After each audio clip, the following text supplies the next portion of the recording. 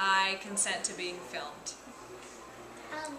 So can you kind of explain what you do here at KMIR 6 in your position?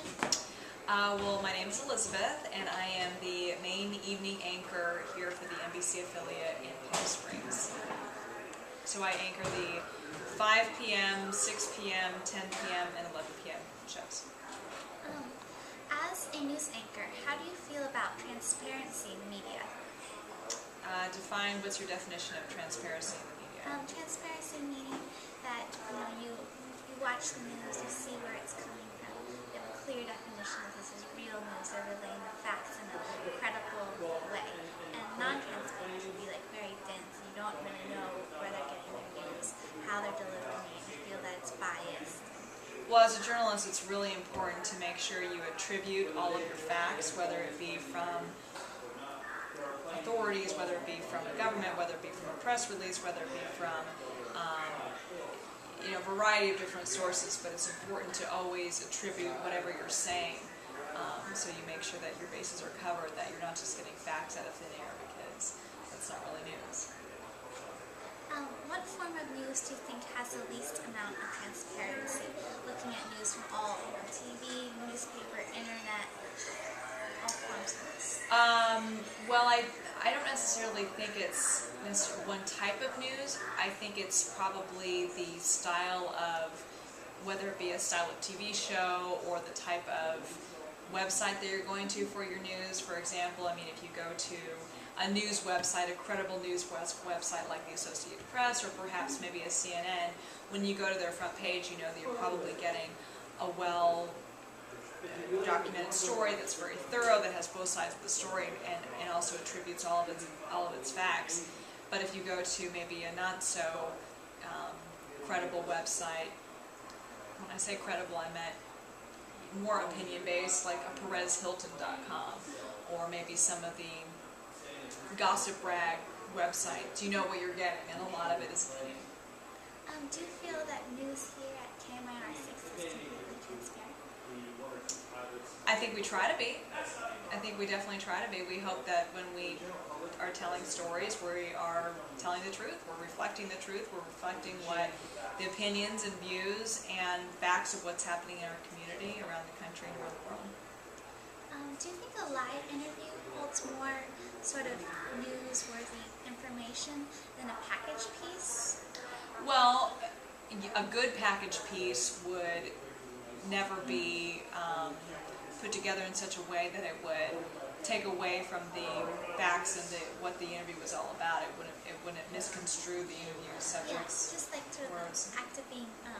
Well, when you're live, I mean, you're getting exactly what they're saying at that moment, whatever they're saying. And so, whether it could be just an interview with somebody who just witnessed something, and you're going to get whatever they're going to say at that moment. You don't have the opportunity to cut out maybe something that maybe they weren't supposed to say, or maybe an expletive, or maybe something that has nothing to do with the story. I mean, you take it live, and it's very raw. How do you win the trust of your viewers? I think if you consistently bring them the news that matters to them in a complete, informative, compelling way, people are going to trust you. And you bring the news that matters to them.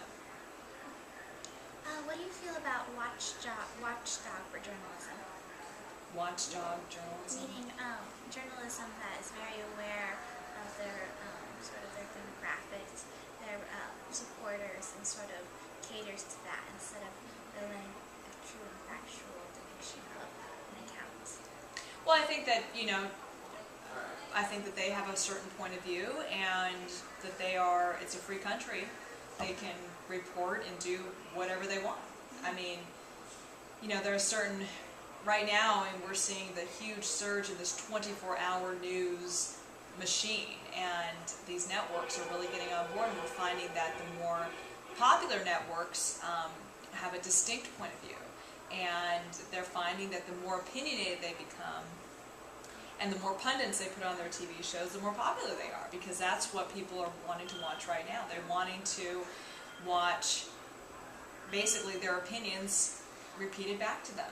and that's how they get their news. So there's this new culture of people wanting to see their the news construed to the way that they believe, or sort of not just presenting the facts, but sort of a more biased undertone. I think that the more editorial type shows are definitely becoming more popular.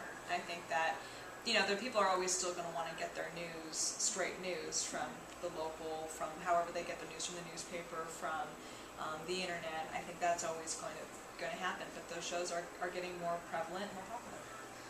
What is your take on these shows, like unconventional news programs such as The Daily Show, The View, Nude News? What do I think about them? Yeah, and do you view them as a threat? Are they taking your viewers away? No, because I think that I'm in the local news genre, so people tune in to me every night, I hope, because they want to get what's happening in their community, what's happening around the world, and no opinion, nothing, just straight what's happening. And I think that those shows serve a distinct purpose, and a lot of people like to tune into those shows because, one, they're entertaining. A lot of times they're funny. They're compelling in a certain way. It compels the viewer to want to watch because it either makes them angry, makes them happy, makes them passionate about something. And they definitely serve a purpose. And everybody has a different... Everybody wants... I view television will always be a form of escape for a lot of people. And when they tune in, they want to tune into somebody that they either trust, that brings out a certain emotion in them, that makes them react in a certain way, and is, at the end of the day, entertaining, and that's what those shows are to them. So you don't define those shows, though, as news, necessarily? I think that, I don't think that they have the same format as like a local news show where it's just story after story after story after story. I think that they are different, but when you're talking about something that's happening right now in the world, in your area, and they're talking about very relevant topics, and yeah, it's news. What do you think about the Watergate scandal from a newscaster's perspective? Well, I think that I don't think Watergate would be Watergate without the news and without investigative reporters. And I think that what they proved was that the news has a certain responsibility to hold people in positions of power and influence accountable for their action. And that's what they did. And that's what was so important about that particular situation, was that it kind of changed the face of leaders, the relationship between leaders and journalists in this country. And more and more journalists started to question what was going on in Washington, questioning what was going on in places where they determine policy and laws and more politics than anything. But I think that it trickled down through everything to local governments, local police departments, all those things. I mean, just kind of made people aware that this is what journalism is capable of. Do you have an interviewer you try to emulate when conducting an interview? An interviewer I try to emulate. Like, Frost is sort of very somebody who really did their research and was very candid in the interview. Wasn't afraid to ask those hard questions, versus somebody like Oprah, who's not going to ask you the hard questions, who's going to kind of answer, Well, that's not necessarily very fair, because Oprah, she's really changed her